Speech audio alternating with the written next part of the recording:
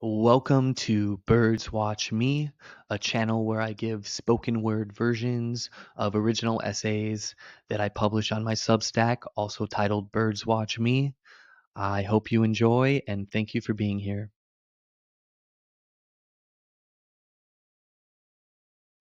Friends, you who represent the next generation of thinkers, dissidents more in spirit even than appearance, you capable and growing more capable by the day of wading through deep, thick, muddy narratives to get to truth, whatever that truth may be. Hear these words. Be on the lookout for a new update to the classic straw man logical fallacy employed by those of this present and long-standing regime, decrepit and declining as it may be, but who desperately seek to maintain their hold on power. No longer are they simply content with mischaracterizing their opponents, the opponents of this regime, into straw men.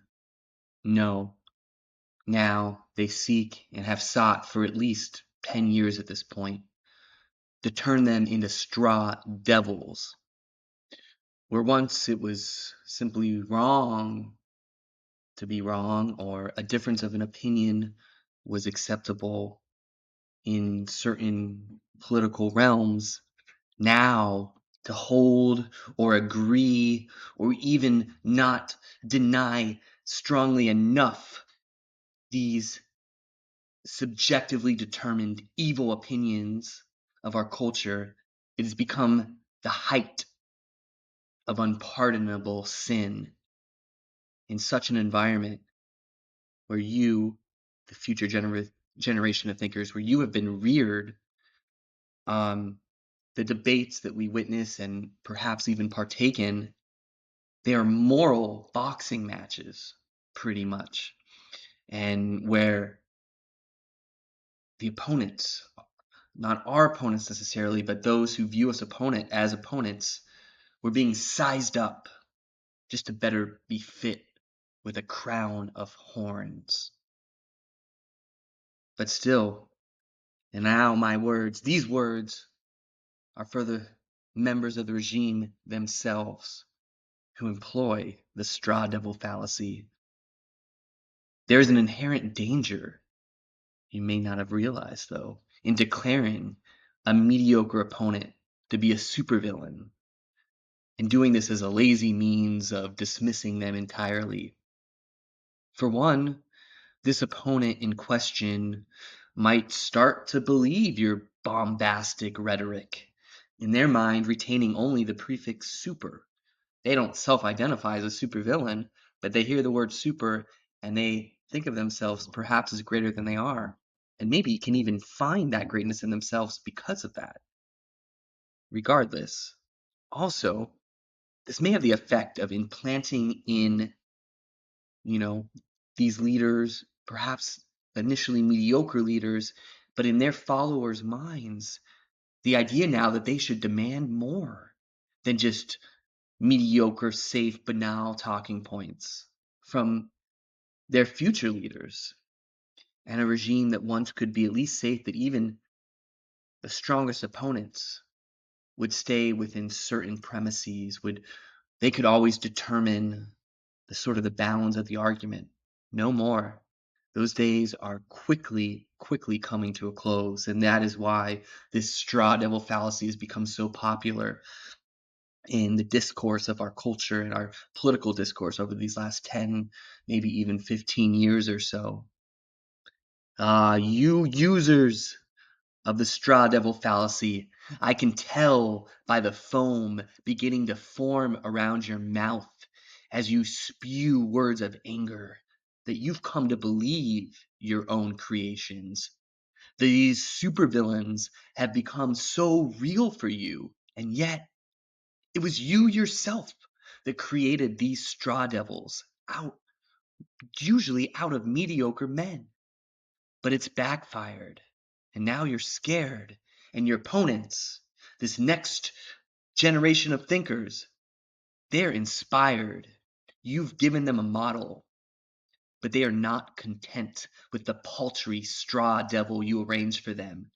No, soon they will create an organic supervillain of their own. But from their perspective, and I would venture to say even from a truer perspective, this supervillain will actually be a superhero come to lead.